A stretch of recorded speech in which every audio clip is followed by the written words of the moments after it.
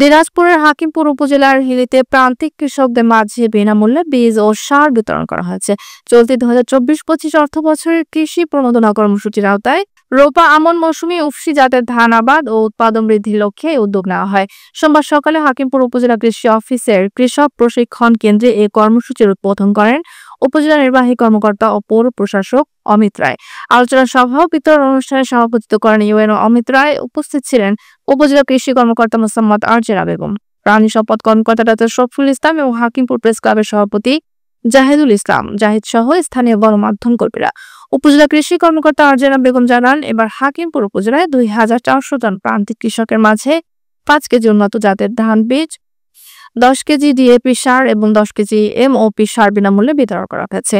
এই প্রণোদনা কর্মসূচির মাধ্যমে কৃষকদের উৎপাদন ব্যয় কমবে এবং আমন মৌসুমে ফলন বৃদ্ধির আশা করছেন সংশ্লিষ্টরা।